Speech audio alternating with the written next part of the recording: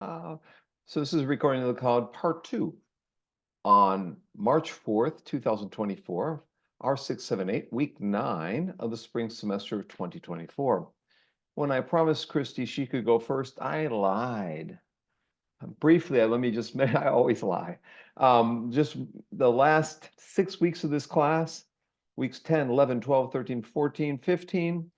Next week, when we come back from spring break in 2 weeks, we'll have Dr. Quay, blanking on his last name. He's coming from Michigan State. He was at Ohio State. He likes to do translation research, translating the research in ed tech. And so he's won many awards for teaching with technology and his research on technology. I will get you his bio and other things. He'll be at 7 o'clock. At 6 o'clock, I'll talk about my ebook research along with other ebook stuff. So I think next time I'll actually lecture for an hour or so about ebooks, and then Dr. Quay, and then after that, I'm going to meet my other class will join us during Dr. Quay is here. My dissertation prep class, because I'm going to talk about writing and publishing after that. Anyone's welcome to stay, but you probably want to go. So that'll be a long night coming back 2 weeks from today on a Monday night, starting at 6, 7, and 8. In 3 weeks, I will talk about self-directed learning research in MOOCs and open education research of mine. I have about 6, 7 studies and my gaming research and research on Duolingo, language learning, all this self-directed learning stuff.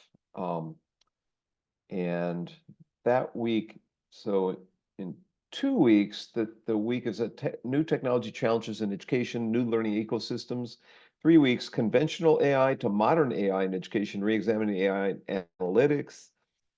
And so that's week 11, because I'm going to set us up for week 12 when we have some to do, visit us, who's the former chancellor of the University of South Indies. He's also the editor of Distance Education Journal, and he's now in Melbourne, Australia, consulting. He's left both those jobs. Well, he's still the editor. And we'll be joined by Ramesh Sharma from India, who's a big name in distance learning and in open education. Both of them are big names in open education and self-directed learning. So my lecture in week 11 will lead to week 12. I may try and bring in John Hilton as well in week 12, who's done a lot on e-textbooks and research on e-textbooks with my friend David Wiley, who is like one of the founding fathers of e-textbooks and open education. I'm not bringing David Wiley in, I don't think, unless I change my mind. I'm going to bring in John Hilton, who's at BYU teaching religious studies of all things. And John's actually very interesting guy. He's done a lot of research on e-textbooks, and so the second special issue listed in week 12, he edited. That's why, and I know him fairly well, so not real close. Week 13, we're going to have Technology Day. I'm going to have Merve Bastigan, my former advisee, Belle Lee, another former master's advisee. Merve was a doctoral advisee. Merve's at Texas Tech, just starting as a faculty. She's brilliant. If any of you know my calendar project, she did the first calendar for me that I had done. Merve was also an instructional designer at IU. She's got an undergrad in ed tech in Turkey, a master's in ed tech in Turkey, and a doctoral in ed tech at IU. So week 13, we'll hear from Merve and we'll hear from Belle. Belle and I are doing research on AI for language learning. We might have a third student who will also, so we'll have a bunch of technology tools that I'll show you week 13. Week 14, we have a special issue on privacy and technology integration assessment, and we're going to have the whole special issue. We're going to have 3 people from this special issue as guests, week 14, including the editor of that special issue. So it should be interesting. And then week 15, I'll have everyone show their final projects. So I won't bring anyone in. I'll have you all present your final projects on smart learning environments is the topic of the week. So that's the remaining weeks. There's something going on every week. A couple of those weeks I'm going to lecture. And a couple of those weeks we have guests. And anyway, that's kind of how I have it sorted out.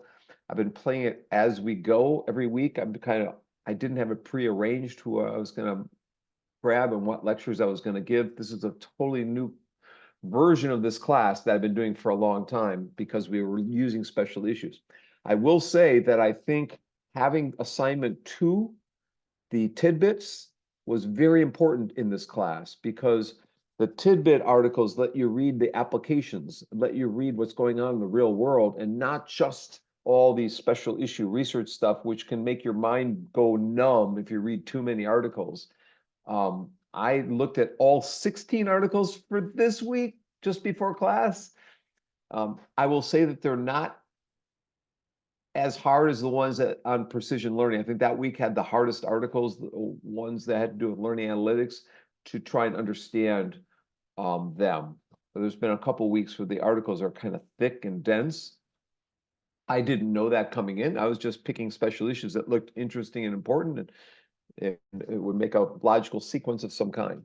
But I think that the tidbits let you get a sense of what's happening in universities, schools, governments, and beyond in the real world, informal learning. One thing that I would do a little differently is be more explicit in suggesting for people to find articles from 2022, 23, and 24, and not just articles from the old syllabus, which is fine. I hope I can comment on the old articles in the old syllabus. I've read every one of those pretty much. So I know those articles pretty much inside out. If you pick a new one, I haven't necessarily read it. It's only you pick a few. I did send a request before class.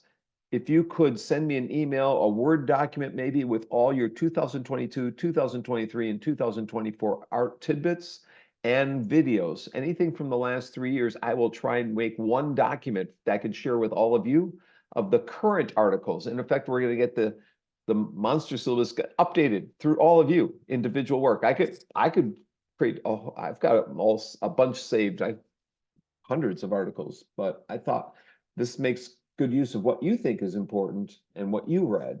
So that's the other thing. Christy, would you like to kind of give some impressions of the articles for this week and what you've done in Canvas to entice everyone in? Sure.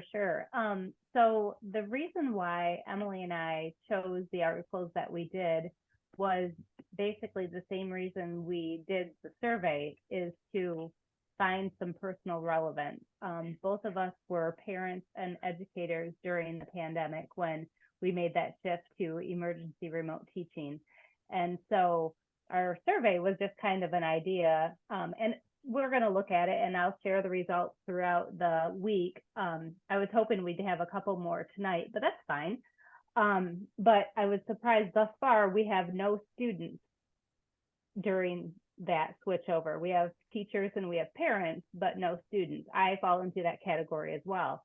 But the biggest thing is I do agree these articles are much more user-friendly or student-friendly when it comes to reading. And I think a lot of it has to do with the fact that we could relate to it. Just like the ones that were my favorite were the adoption of technology during the pandemic switchover. It was an editorial, but it did a really good job capturing it reminded me of a systematic review. It did a really good job of capturing kind of the bulk of the literature that was out there.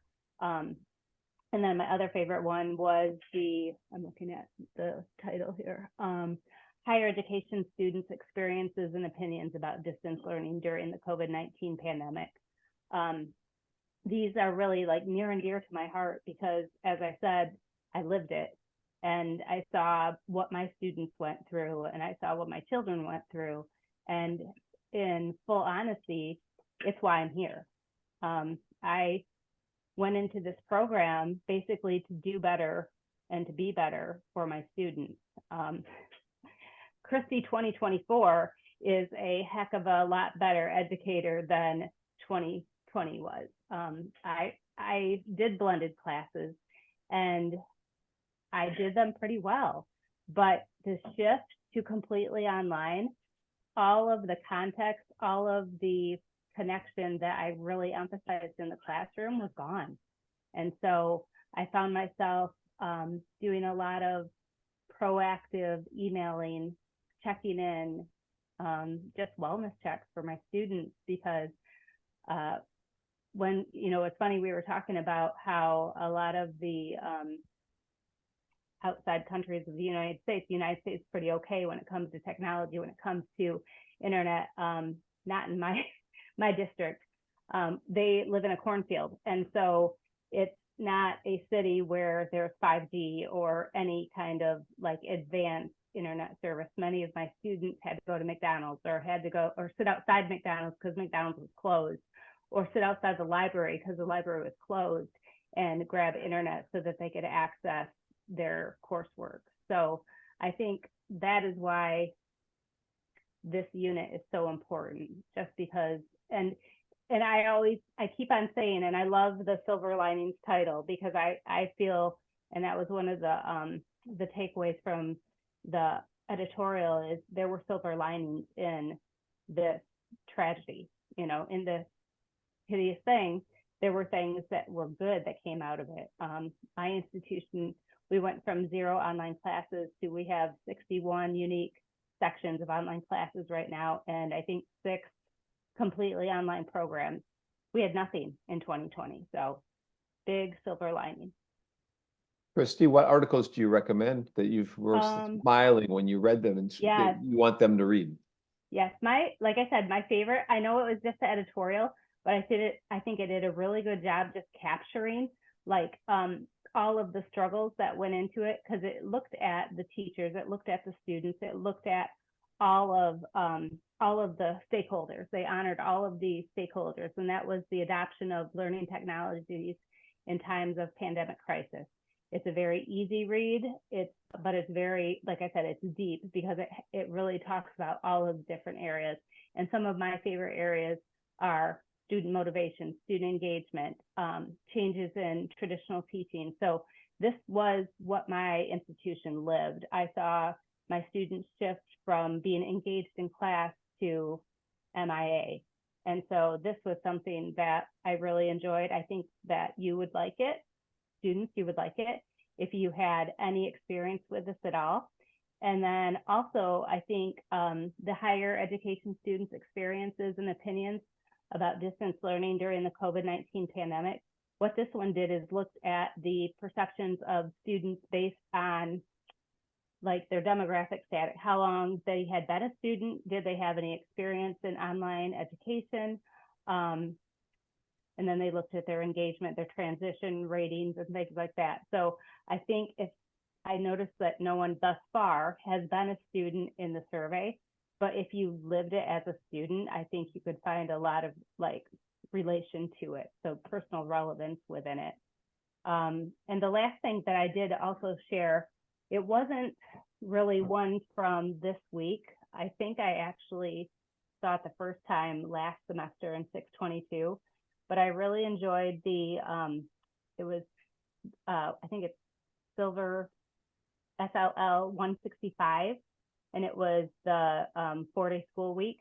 And the reason why I like that is because it is what my institution embraced, which was just the idea of trying to be flexible about learning. And that was a big thing too. So Alicia, you might enjoy. Alicia, for your benefit, MIA means missing in action. You might not know what MIA is. So missing in action means they're there, but they're not really there. Right. Okay. So could really engaged or missing in action mean they could be not even in the room. Their brain might be wandering elsewhere. Right, Christy? In the case of the Zoom teaching, you didn't know. We had so many who just disappeared on us and we couldn't track them down. Yeah. So that's an American expression, missing in action. Okay. It also means in war, you're missing in action and we can't find the person. It could be in a jungle somewhere, or, escaped on a ship, or dead, or whatever. So we don't know. And in education, missing in action, well, they were part of the class once, but they're not, they're maybe not showing up anymore, So it's like Bo right now is missing in action. He's at South by Southwest in Austin, Texas. Jennifer, what were you going to say? No, I think Bo told us where he was going. So-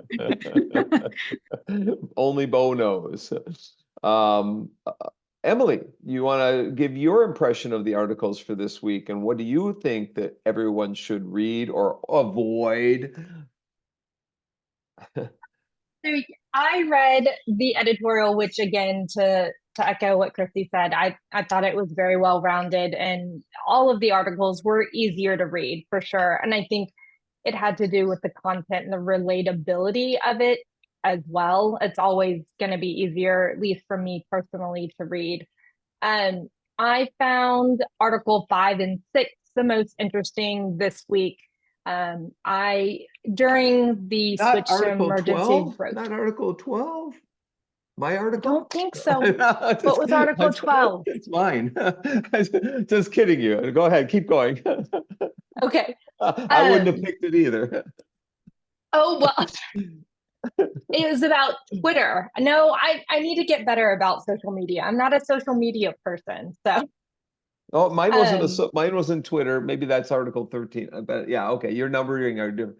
You're not including the editorial one, I guess, maybe. So it'd be Article 11, maybe. 11. Okay, I'll have to look at it. Yeah. But for some context, I am an instructional technologist. So when we made the switch to emergency remote teaching, I was a part of a team of 10 people that were training all the teachers and the parents and the students on how to learn and teach online. So Article 5 was comparing the technology acceptance of teachers with and without prior experience of a learning management system, which was interesting. We in my district didn't have a learning management system for elementary. We were in the early phases of adopting Canvas for our secondary, but again, a lot of teachers just use it to house things, not really to use it as an LMS. Some of our more proficient teachers use the efficiency of the speed grader to be able to get grades quickly and easily.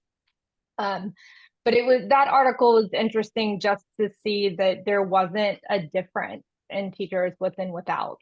One thing that really stood out to me was the teachers without experience said that they didn't have a lot of support. I would have thought it would have been the reverse, but maybe it's because the experienced teachers knew resources and where to get support. And then the second article was promoting the integration of technology in teaching. This again aligned with a project that Christy and I did in our other class, and it talked about and looked at the perceived ease of use and the perceived usefulness, and how if they had that perceived ease of use and usefulness, they were going to be more inclined in using the technology and learning about it. And they needed, it kind of went along with what Mary was saying earlier tonight, is they need to see the use of it and the efficiency and how is it going to help them, and get that buy-in. And that's how I see in my everyday life at work, of if I can show them how it's going to help them, they're going to be much more inclined to make time and learn something and use it with their students. A lot of times it is the teachers that are nervous and fearful, and when we come in and we support, they are shocked that the kids are capable of doing it, or they can handle that type of technology integration within their classroom, that behaviorally they are engaged and they are behaved because they are interested in learning something new and figuring all the things out. Kids tend to not be afraid of pushing the buttons to see what it does, whereas teachers and adults, we don't want to push it because we're not sure what's going to happen. And so there's that nervousness and fear that causes us not to. But kids, they don't know any different. And so they just click on all the buttons and do all the things. And then that's when we get a panic phone call of, I don't know what happened to this device. The kid pushed the button. But it just shows them that kids can handle it. So, my daughter was in kindergarten. And so her teacher was very proactive and very engaged. And it was, as a parent, it's a little bit of fear of having your kid in kindergarten and missing the second part of it. You know, there's some very foundational skills learned in kindergarten, and the social aspects of it. But I felt like her teacher did a really good job of having optional Zooms and having the kids just be allowed to talk to each other and socialize, and interact with each other. So that So was my takeaway. your daughter was in kindergarten at the start of the pandemic? Yeah. That has to be the worst age for, you know, when people ask me, what can you do in Zoom? And I got answers for over beyond second grade, but before second grade, first grade and kindergarten or preschool has to be like, you know, I was totally numb for the ideas. But there are people writing about what can be done. There are pedagogical activities, but just it's not as seamless and as it is with high school students, for instance, in that, right? Right. We got very creative. My daughter was the guinea pig for a lot of different things. At night, I would be on a Zoom call with her teacher and we would try things out to see how it would play out. And different activities that they could do over Zoom, or things that were easily made at home, you know, with flashcards, just tearing up a piece of paper and writing their letters on it and showing a letter that was called, or writing a word. So that definitely took a lot more creativity than it did with my higher ed teachers. And a lot more parent time. Yes, yes. So, but Christy, you were smiling. You want to comment on what Emily had said at all? Oh, she's right. Although I will tell you, I had to teach math, and that was not my forte. My colleague thought it was so funny because I would lament on our little like group chat, and she sent me a math pin, saying that I accomplished 8th grade math. So I was pretty proud of myself at the end of that. But yes, there was a lot more involvement, and I can only imagine the number of kids who didn't have someone at home who was also, you know, there just to make sure, like Emily was, or like I was, making sure that the kids were, you know, checking in or doing what they're supposed to be doing. Okay. It's a huge difference. So while I present, I'm going to just show each article for a minute or so. If you want to jump in and say some things, just go ahead and interrupt me when I do that. I will say 4 things about the articles before I show each one. One, as has already been mentioned by all 3 of us, these articles are easier than some of the previous weeks. Okay, so you might be, there's 16 of them, but you might be able to handle 1 or 2 extras more than you did in the previous weeks because they're going to fly by, and the reading time is not going to be as long, even though they might be the same length. The complexity, and it's also relates to stuff we're all doing. All of us lived through COVID. And so there's a lot of shared history that are going to be in these articles. And there'll be things that you can read faster because you know, those things happen to you too, you know, so that's one thing. Second is, in comparison to the previous weeks where a lot of Asian authors, there's a lot of European authors in this week, whether they're people from Netherlands or Denmark or, you know, Ireland or Spain, and other countries besides Europe. Of course, maybe even, you know, East Asia. But I will say that maybe this journal, it may be more people reading from this journal come from Asia. It's the Journal of Computer Assisted Learning. The editor is a friend of mine who's in the Netherlands, and so, you know, the editors are from there. So that's another thing. You'll also notice, and you'll want to read these articles to look at the instrumentation. What were they selecting to measure feedback, to measure motivation, to measure engagement, to measure self-efficacy? And you'll want to write these down, because when you want to do some of you are going to do dissertation, you'll say, I need an instrument for this or that. Well, at least you maybe have a folder you want to create of all the instruments you've read about, and at least you have a place to go back to. And some of the instruments, sometimes they don't put them in the article, and sometimes they do. Sometimes they put them after the references. So they're an appendix. So when you get to the end of an article, always go to the very end of the article beyond the references, and you'll sometimes find the instrument itself, okay? And some of these instruments will be modified. They won't be the original instruments, but they'll be modified and adapted for this audience or for this technology, online versus a face-to-face. It was developed face-to-face, but you've modified it for an online environment. There's actually something called the Motivated Strategies for Learning Questionnaire, MSLQ, that's used a lot to measure how students are motivated and the strategies, that's the metacognitive strategies they use. That's been repurposed for online environments. So it's the OMSLQ for online MSLQ. So that's true of maybe some of these other instruments too. So when you're looking at those, I found myself saying, wow, let's look at the instruments that were being used. Another thing you'll find that you maybe want to ignore is there's a lot of predictive modeling. Well, I told you the articles are easier than they've been in the past weeks. Maybe of the 16 articles, there's maybe 5 or 6 that have predictive models that may be doing a regression analysis, or they're maybe doing what's called structural equation modeling for having to measure some kind of areas like engagement and seeing how that impacts performance. Okay, and some of that statistical techniques that are being used are not from the courses that you're taking here at IU. You're going to take 501 or R501, which is the basic statistics course.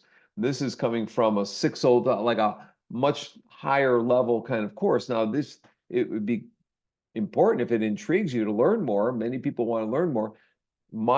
One of my former students will come with week 14, and we'll talk about our study on online proctoring. Her name is Michelle Gribbins. She's almost got 2 doctorates. She almost finished the first one in business school at Illinois and stopped, and then she got an IST doctorate last year. But she did structural equation modeling by just watching free online videos. So you can learn some of these statistical methods without taking 611. So don't ever say, I can't do that because I haven't had the course. There's a number of things you can do. You can talk to a friend. You can pay a friend. You can go to IU Statistical Services and talk to the statistical help people there. And you can take a MOOC, and you can watch free online videos or pay a small, fee to learn structural equation modeling or to learn regression or whatever. It's your preference. Or you can ignore it and not do a study that entails these high-level statistics. But she wanted to do this, and she did a great job, and we'll present that article. We'll be the first presenters that night. We'll have 4. That will start at 6 o'clock on April 17th or something like that, on a Wednesday. That will be I'm sorry, Jennifer, that will be the one class I think we're switching to a Wednesday, just because the people could, time and availability. Let's see, what else is I going to mention in these articles just before I show them? My article. My article. So my article with Michelle Gribbins, on week 14, my article, Michelle Gribbins, is published in British Journal of EdTech. So we'll focus on week 14. That article was accepted, or almost accepted, really close, and we revised it and never heard back from the publisher. And so we pushed a little bit, and that article, week 14, we were the last article accepted for the journal. They kept making us make small, and then we'd make the little change, and then the same editor would come up with more stuff to change. And we'd make those changes. This is back in August of last summer. In July and August, we must have done 5 rounds in 5 weeks. I've never had that experience before. And even the editors felt sorry for us. They were doing the special issue. They were sending out the article to reviewers who were just being nasty and just having little picky things. And they go, your article is just as good as all the rest. I don't understand. But finally, so persistent wins the day. So that's week 14's article. For this week, that article was really close to being accepted. We made the changes, and we didn't hear back for a long time. And my colleague who did the article with me said, other articles for that special issue are now being printed or online first. They're available. And our article is just sitting there in limbo. It's not being, what's going on? And so we contacted the editor and said, our article has been, close to being accepted. We made the change. What's going on with the article? And the editor had lost tabs of our article. So they had a special issue, and the two editors, one of them, so that was the journal for this week, as I said, the Journal of Computer Assisted Learning, JCAL, call. And then they picked an article, and then they wrote back, "Oh, that's a great article. We're going to publish it." So sometimes you just have to contact the editors. You can't contact the reviewers. They send it out to someone else. That'd be improper. But you can contact the editors and so and form a friendship, or at least have a communication. If it's taking too long, and sometimes too long means 6 months, sometimes too long means 3 months, sometimes too long means a year. So every journal is different in the review process, and Jill's shaking her head yes, so she's experienced this. Some take a huge long time, and others, all of a sudden, magically, they're published. You've been waiting and waiting and waiting, and then you get the journal, and your article is published. Jill, did you want to comment? You were shaking your head yes. Oh, I can share my story. I just contact the editor of the journal probably 3 weeks ago, and he or she, I'm not sure, he or she just emailed me telling me the reviewers will give me the decision soon. But after 2 or 3 weeks, I got nothing. No response. I don't know. Just waiting. Yeah, we all lie. No, they give their best guess. Let me show you some articles. Maybe I won't talk about every one of them, but at least I'll give you a sense of what's there and what's not there. So this is the book that we just had, and that happens to be the first item here. So I just plopped that up. And maybe what I'm going to have to do is get rid of my window pane here. So hide video panel. Okay, that's gone. So I'm hiding my video panel. So the first article is the editorial for this week. And so you can read the editorial. They basically introducing the articles that are going in the special issues. So really, their call for articles had to do investigating the impact of newly adopted technologies on student learning, investigating organizational change due to digital learning, investigating learning and teaching at all levels of education, comparing staff members' use of learning technologies before and after the pandemic. So those are some of the things that are in this special issue. It's not a long article. They're just talking about the differences in teaching and learning, blah, blah, blah. The first real article, or research article, is in Bangladeshi. So investigating the mediating role of online learning motivation in this COVID age. But this is specific to Chittagong, Bangladesh, which is where the Asian University for Women are, who were on my podcast show last year.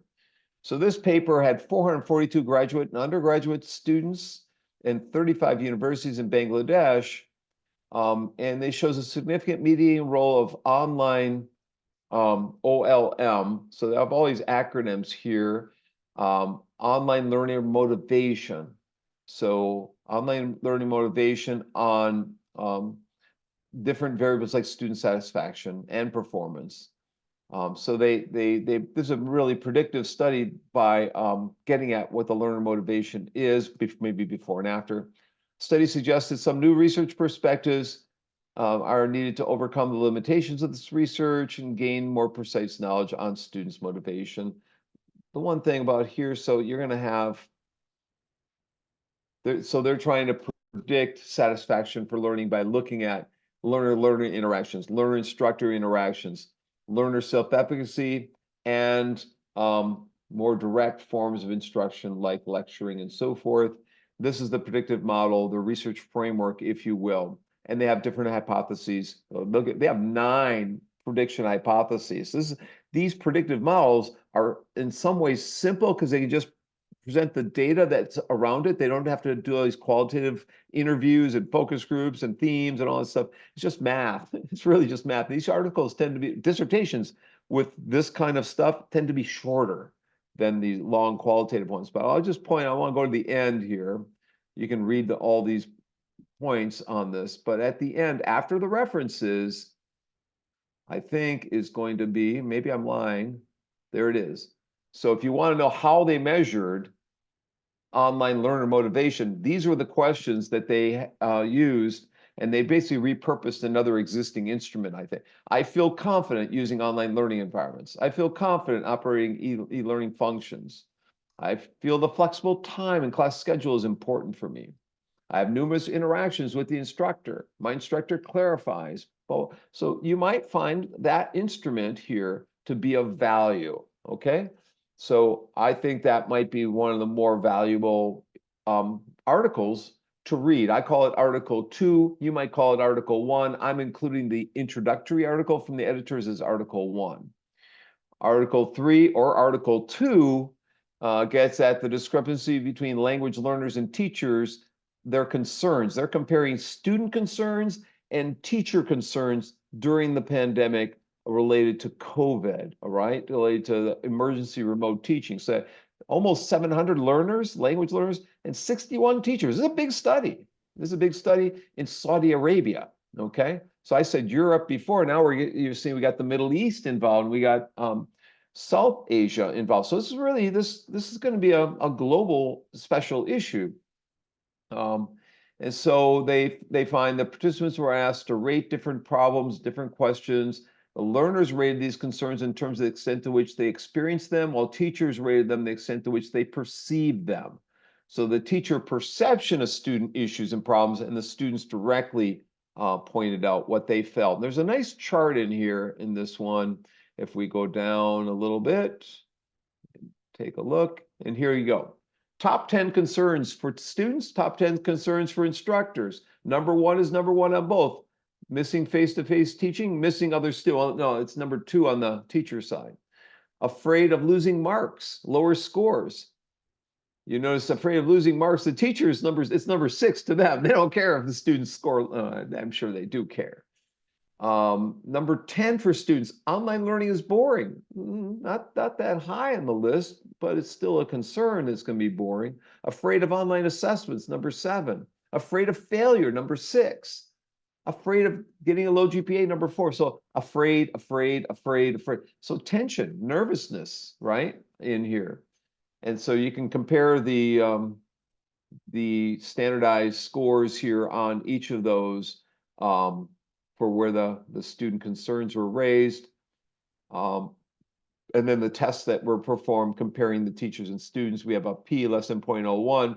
So the concerns about cheating was much higher for teachers than it was higher for students. Students, of course, they're not concerned with it. For teachers, it also 0.01, not enough training. So teachers are more concerned about the training, more concerned about cheating. Do not take online learning seriously. Well, the teachers are more concerned, you see in here. And so you might want to read that article and get a sense of what's going on. The next article, distance education amid the pandemic. What psychodemographic features affect students in online higher education? Here we got students from Turkey, and from a particular university in Turkey, Mardin Artukula University. And what do they say in this particular article?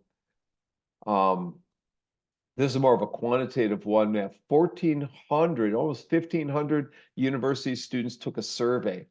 And qualitative data were used to correlate what was going on between stress, anxiety, depression, intolerance of uncertainty, negatively correlated with motivation and the frequency of distance learning attendance. So motivation and attendance were negatively correlated with stress, depression, uncertainty, and that's not too surprising. So they're trying to measure different psychological variables in this study to look at what's the most important thing that we need to focus in on. We need to focus on stress, we need to focus on motivation, we need to focus on maybe the lack of attendance. What is it that we need to hone in on that particular study?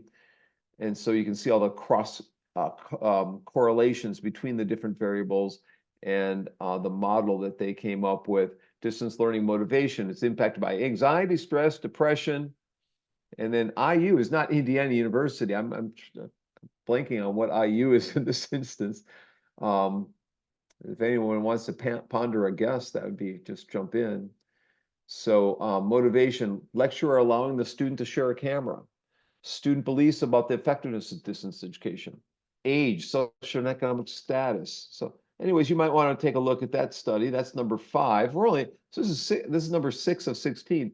This one was done in Italy, Bologna, Italy, and South Australia combined. Promoting the integration of technology in teaching and analysis of factors that increase intention to use technology among Italian teachers. What's going to help you use technology out there? Well, they might want to, ease of use. That's going to impact it. So looking at the technology assessment model, so acceptance model. So this is another one. The TAM model was used in a recent dissertation I was on. That's widely used, and some have repurposed it for this online learning age. So, so you might want to take a look at just what's in that particular model. I'm not sure if they even put it in the appendix or not. So, you might look at intent to use technology. You might look at satisfaction with technology, perceived usefulness of technology, and so forth. And that's what they were looking at. So how do teachers perceive the technology, the ease of use and actual use of it, and their self-efficaciousness towards the use of that technology. So if we scroll down here in this one, you can see perceived ease of use, usefulness, and the hours of distance learning previous experience. So the prior histories that all impact the behavioral intention to use. And they had 7 hypotheses. Perceived ease of use moderates the relationship between the perceived usefulness of technology and behavioral intention to use. Perceived ease of use moderates the relationship between self-efficacy and behavioral intention. So they had different hypotheses and they were trying to see which ones win out of these different ones. I'm trying to look above and cheat here a little bit above number 4. Well, I just read that one. So I apologize to the eyeball. So they have these different variables here in the standard deviations, the means of all these variables, and look at the correlations in and amongst them. Yeah, I don't see a big thing I can pull out from these different charts, so I'll skip that with a just first take, and I'll see if the appeal here you got maybe the TAM model or the revised TAM model here in the appendix hidden right behind the references. So again, if you're trying to look at what's in that particular model, this is the perceived usefulness scale from TO 2011. The technology enables me to accomplish tasks more quickly. Technology improves my performance. The online teaching self-efficacy questionnaire, how much you assist families online in helping their children do well in school. That doesn't make sense. This must be related to something else. How much can you do to get students to believe that they can do well in online schoolwork? I guess these were interview questions that fall out from the online teaching self-efficacy scale. It's not the scale itself. Then we've got, so here's a scale, the perceived ease of use scale. Learning to use technology is easy for me. I find it easy to use technology, blah, blah, blah. Behavioral intention to use. I intend to continue to use technology. I expect to use it. I plan to use it. And then the demographics and the hours of teaching. So that's study number 6 or number 5 if you don't count the first one. And number 7, we get to Tainan in the old capital of Taiwan, and Hangzhou, China. So they worked together from the Zhejiang University, where I've been by Tainan. I haven't stopped in Tainan on the bullet train. So here we've got looking at university students' online learning experiences during COVID-19. So this is just looking at their experiences. So some of these studies looked at experience by scraping data, maybe by looking at Facebook postings. Actually, that might be coming up, or looking at Twitter postings. This one, they maybe did a survey of students, I'm guessing. This study aims to explore 6 factors: quality, design, learner-learner interaction, learner-instructor interaction, learner-content interaction, and self-discipline. Almost 500 students from a public university in China. The results demonstrated that 3 variables had a positive impact on satisfaction. whereas learner-instructor interaction had no effect. So learner-instructor had no effect. It's learner-learner interaction maybe is more important. That's interesting. So it might be something you want to read and take a look at this particular study. So what were the different hypotheses there? So you can see the hypotheses that are listed up here. Learner content interaction has a positive effect on learning outcomes. Hypothesis. Course design, positive impact. So you can see the hypothesis that they posed and then go through and take a look at, who were the students, what were the degrees they were getting, and then what actually were the variables that were important in this particular study, and did it have an impact, right? And actually, what's interesting in this article, they put screenshots of the system that they were using, of the learning management system that they were using, screenshot of Tron class learning management system, and a screenshot of this synchronous Ding Talk GU. So this is a synchronous system, and then we look at the correlations again between those variables, and they run the whatever they ran regressions, or if they did structural equation modeling. I didn't read it that carefully to take a look at what was the methodology that was being used, but you can see the predictive variables there, and learner content interaction was highly predictive, whereas the learner instructor apparently was not. So you got the dotted line there with learning outcomes, whereas the stronger lines of system quality, course design were very important. Self-discipline, very important here in that particular study. So yeah, you can take a look at that, and then we'll go to the next article. We go to San Jose, California, to Valley Foundation School of Nursing and San Jose State University, where I've spoken in the past. What are germs? Where's the germs? The effects of virtual reality on nursing students. So Sung-hee might be interested in this. Nursing students, hospital infections during COVID. So they had an immersive learning study. 50 nursing students in an exploratory study, 25 face-to-face, 25 online. They had a virtual reality training kit. The nursing students successfully created a tour demonstrating identifying infectious sites in a hospital room. Results showed pre and post tests showed positive perceptions of performance in both traditional and online. However, the study revealed statistical significance between the groups towards the virtual reality. Virtual reality wins the day, was more impactful. And now I'm not sure how they measured that. If it's just attitudes or is it actual behavioral change? And you can see the image here. So learning objectives here, they had a pre-test, they had a post-test, they had an introduction to the tour, they had intervention within the infectious site within a hospital, and then you can see the actual hospital room sample students example where they're labeling points of interest in a hospital room. They're labeling the infectious diseases or the germs in that hospital room, I guess, and have to effectively label them. So I will skip on to the next article, which gets us into Estonia. Changes in activity and content measures of a Facebook group. So basically when COVID happened, they had a Facebook group.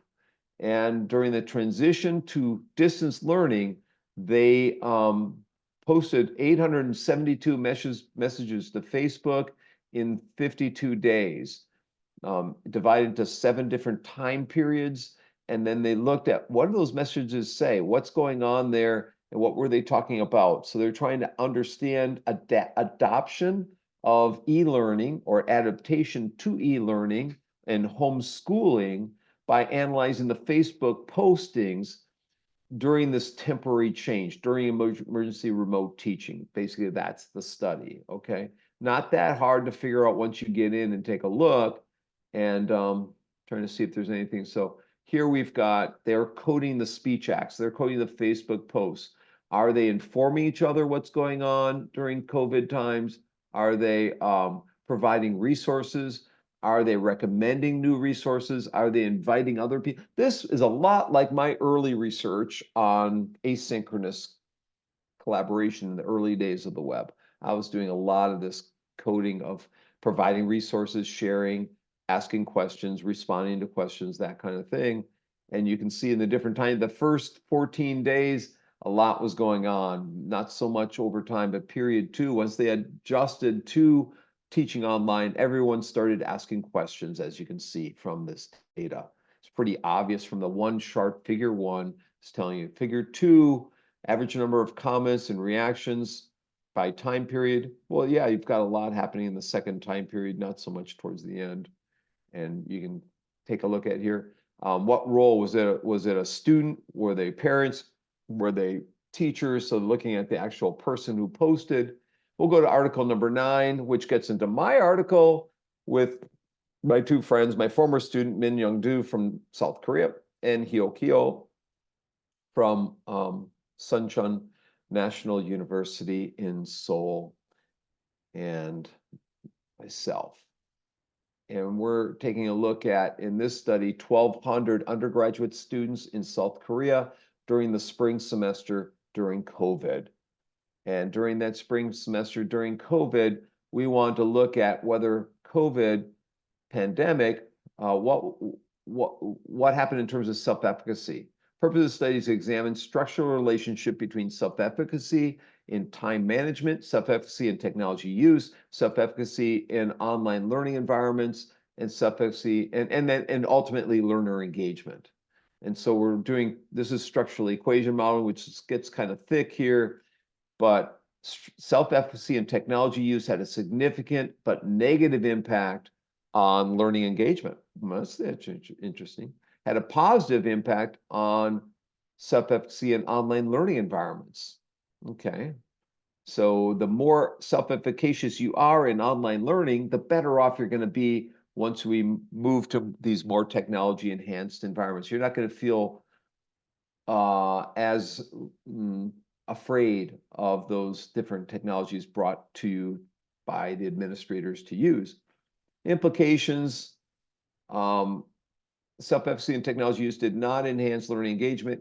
In addition, indirect effects of self-efficacy and technology use and self-efficacy and time management on learning engagement were confirmed.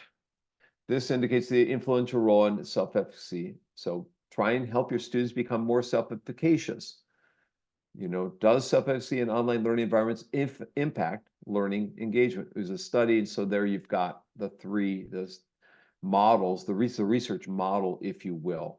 Self-efficacy in time management and use is the self-efficacy in online learning environments, a moderating variable in terms of engagement overall.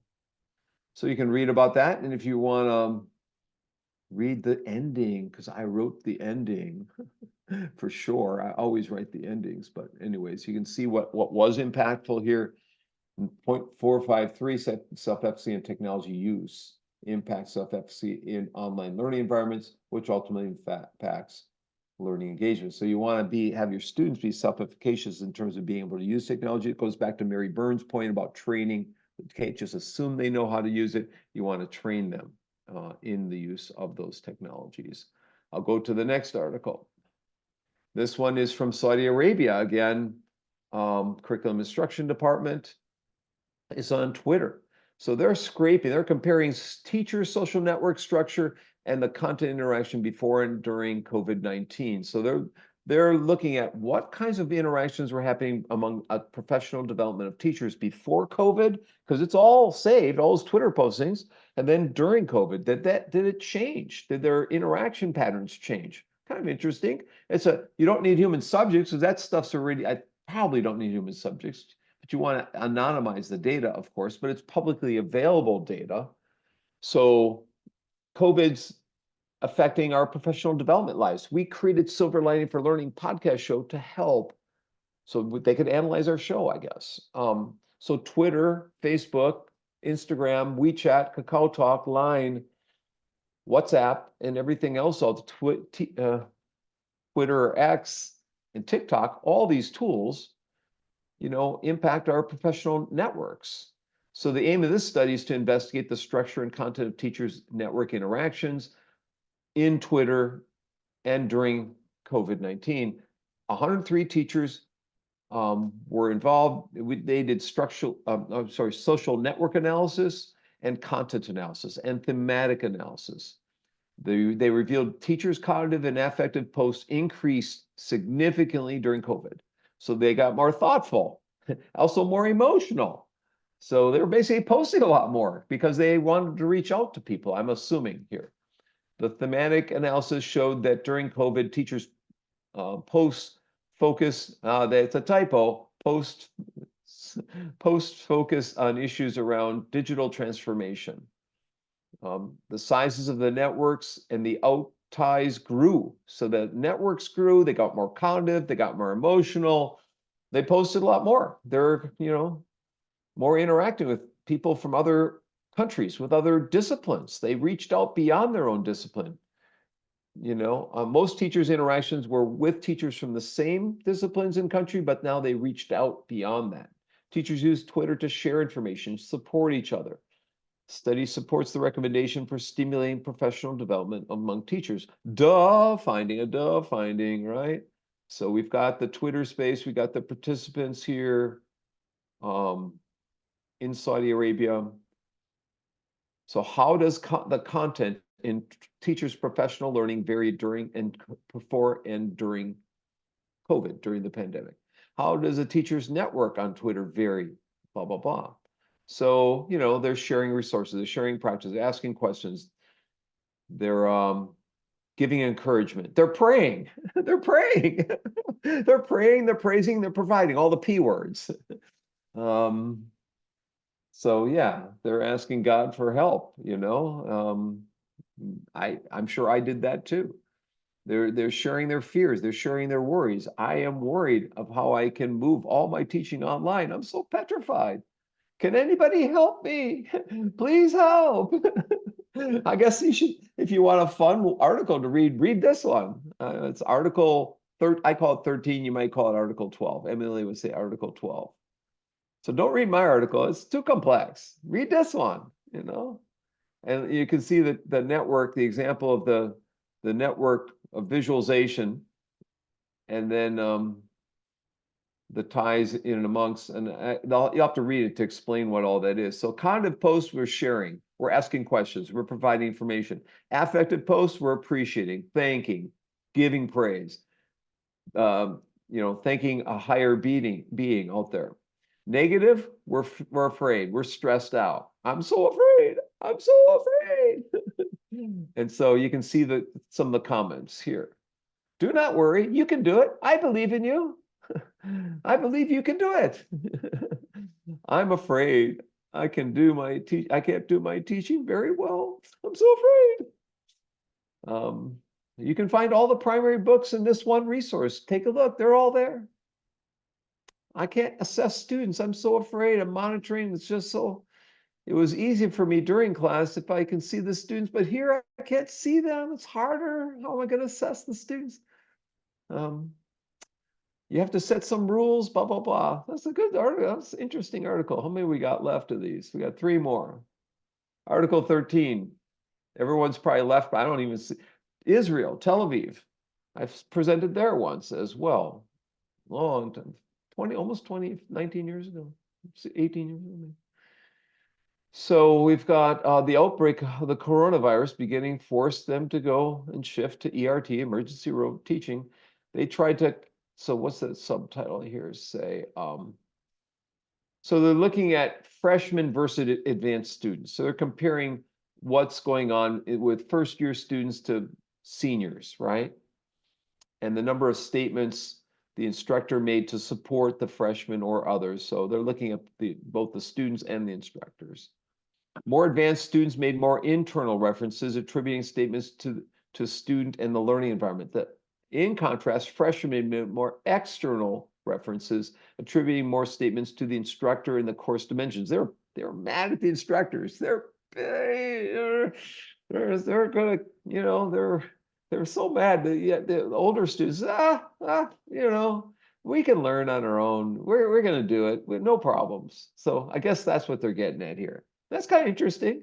I mean, that'd be kind of interesting if that's exactly what they found.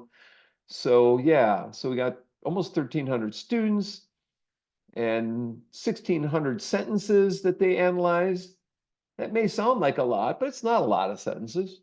And then trying to, code them and classify all those statements that they found, looking by male, female, and the year in the study, and the age groups, and all that kind of stuff.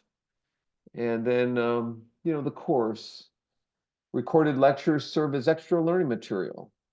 Recorded lectures are not available. Extra learning materials are there if needed. Solutions are needed for drill and practice experiences. That's the theme of what the content. These are content themes, motivation themes, flexible learning environments, very important. Self-regulated learning skills, very important. Concentration, very important. Instructor. I had a stupid instructor. No, too many course requirements. Too much. It's too much stuff. My brain. Active learning. Answering my questions. That's good. Teacher quality is decreased. Not good. Not good. The learning environment. Technical problems. Planning my daily schedule. And so forth and so on. The institution. The institution didn't think about all the problems we'd face when we moved everything online, right? The tutoring and support needs that Mary Burns just talked about, right? So you got this model here that we blew up here a little bit. The number of statements and themes. So big statements for learning environments and students. Instructor statements. Institutional, not so much. Okay. So you can read some of the quotes. I usually sit with friends in the classroom, which is a big part of motivation. Today, I have no motivation. All my friends are gone. Everybody's out in the ether somewhere. I don't get to sit with my friends. There are no meetings with friends. I miss my university. I miss my friends, the vibes. Some of the instructors are not very well adapted to online teaching. You might want to read this article too. It sounds like an interesting article to read, right? Technical quality is inferior, severe server loads, slow. I'm not interested in turning on my camera. Sometimes we're forced to. I don't want to turn it on. Lessons get stuck sometimes. It's tedious. Be stuck at home. I miss my friends. They're treated like robots. But we're not robots. I think this is, this might be the second. This is the second last. We've got Serbia. I'm part Serbian. Grandfather, my mother's side is Serbian. Higher education students experiences and opinions about distance learning during COVID. So just gathering opinions. This is just 830 students. We're going to interview them, survey them about their opinions. Simple study. The results, first-year students were significantly less motivated during the learning process than older students. They saw distance learning as less valuable, less interesting than the other students. Free to ask questions and communicate with teachers. I'm trying to see if that was the older students that said that. It doesn't really say there. Teachers should have more understanding of first-year students who are threatened when it comes to developing motivation to learn and helping them cope and giving the first year extra support. So that makes sense. That does make sense. So here you got first year 261, final year 188. More females, not quite twice as many than males in Belgrade, Serbia. And then looking at the mean rates of usefulness and interest and motivation. And you can take a look at the analysis of the year of study, first, second, third, fourth years. So you can see the smaller numbers there of fourth year students in terms of effort and usefulness is higher. Effort is lower. Enjoyment's higher. Motivation is higher among fourth year students. Grade point average. You can see related to student motivation. So you can see a relationship between grades and motivation, analysis of learning environment related to student motivation. Traditional, online, and blended. You can see that online, fully online had higher, interesting, had higher effort and motivation, higher value, higher enjoyment. That's interesting. So you might want to take a look at this article and what it has to say We've got distribution of student impressions about distance learning according to year of study. I got more benefit than if I went to college. It was much easier to attend distance learning than going to college face to face. Distance learning suits me better than traditional. I think distance learning could help me better pass exams. It's more interesting. You can look at the first year, second year, the fourth year at higher in all these. So I got less benefits if I went to college. Reverse worded question. So I miss the living world. I'm living with zombies. I miss my colleagues. I miss my colleagues. I miss my friend. Distance learning is so boring.